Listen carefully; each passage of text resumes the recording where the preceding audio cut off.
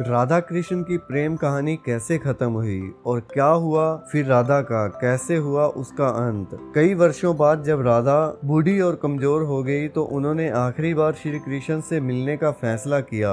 अपनी पारिवारिक जिम्मेदारियों को पूरा कर राधा द्वारका की ओर रवाना हो गई। दुनिया की सभी प्रेम कहानियों में सबसे अनूठी राधा और श्री कृष्ण की प्रेम कहानी है। ऐसा इसलिए भी है कि ये भौतिकता से परे है। आज भी कोई ऐसा श्री कृष्ण का मंदिर होगा जिसमें राधा कृष्ण की मूर्ति नहीं लगी हो। हालांकि ये भी सच है, कई जानकर राधा को काल्पनिक किरदार मानते हैं। ऐसा इसलिए कि राधा का जिक्र न तो महाभारत में है और न ही विष्णु पुराण में या फिर भगवत गीता में इस संबंध में कुछ कहा गया है। वैसे दशम स्कंद में महारास का वर्णन जरूर है और राधा का भी जिक्र है। ऐसे में ब्रह्म वैवर्त पुराण में राधा का जिक्र मिलता है। कुछ जगहों पर ऐसा जिक्र मिलता है कि श्री कृष्ण की 64 कलाएं ही उनकी गोपियां थी और राधा उसकी महाशक्ति थी। इसके मायने ये हुए कि राधा और गोपियां कृष्ण की शक्तियां थी जिन्होंने स्त्री रूप लिया था। बहरहाल सवाल उठता है कि राधा जी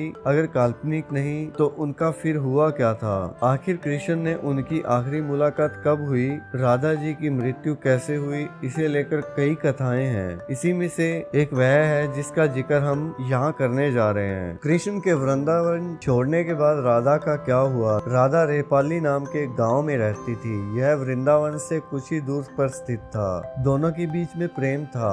कंस के बुलाने पर जब श्री कृष्ण मथुरा जाने लगे पूरी वृंदावन नगरी शोक में डूब गई थी। राधा से मिलने श्री कृष्ण उसके गांव गए। दोनों ने एक दूसरे से कोई बात नहीं की। दोनों जानते थे कि उनके प्रेम में शब्दों का महत्व बेहद कम है। राधा ने आखिरकार कहा कि कृष्ण उनके दिल में हमेशा बसे रहेंगे। श्री कृष्ण इसके बाद मथुरा की ओर रवाना हो गए और फिर कभी वापस नहीं आए। कंस वध के बाद श्री कृष्ण का विवाह रुक्मिणी से हुआ और उन्होंने द्वारका नगरी बसा ली। राधा का जिक्र यहीं से श्री कृष्ण की जिंदगी में कम होता चला गया। साथ ही राधा की जिंदगी भी बदलती चली गई। कहते हैं कि उसकी शादी एक युवक से हो गई और उन्होंने दाम्पत्य जीवन में सारी रस्में निभाई। हालांकि इसके बावजूद उनके मन में श्री कृष्ण बसे हुए थे। जीवन के आखिरी लम्हों में श्री कृष्ण से मिली थी राधा। कई वर्षों के बाद जब राधा बूढ़ी और कमजोर हो गई तो उन्होंने आखिरी बार श्री कृष्ण से मिलने का फैसला किया।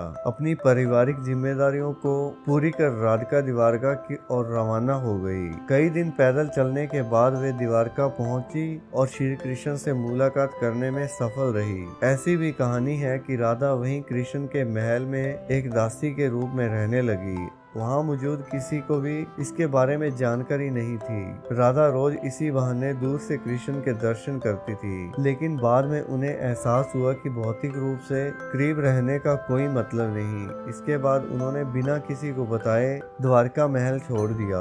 भगवान श्री कृष्ण तो सब कुछ जानते थे। वे राधा के सामने प्रकट हुए और पूछा कि उसकी क्या इच्छा है। राधा जी कुछ नहीं बोली और न में अपना सिर हिलाया। राधा के श्री कृष्ण के प्रति पवित्र प्रेम को देख श्री कृष्ण ने एक बार फिर से राधा से कुछ मांगने को कहा। श्री कृष्ण ने कहा कि चूंकि कभी भी राधा ने पूरी जिंदगी उसके कुछ नहीं मांगा, लेकिन उसका हक बनता है, इसलिए वे अपनी इच्छा बता दें। श्री कृष्ण के बहुत जोर देने के बाद राधा ने उनसे एक बार फिर से उनकी दिव्य बांसुरी सुनाने की इच्छा प्रकट की। मान्यताओं के अनुसार तब श्री कृष्ण ने बांसुरी की सबसे मधुर धुन बजाकर राधा को सुनाई। इस धुन को सुनने के बाद राधा श्री कृष्ण में विलीन हो गई। इसके अलावा राधा की मृत्यु से जुड़ा कोई जिक्र कहीं भी नहीं मिलता है।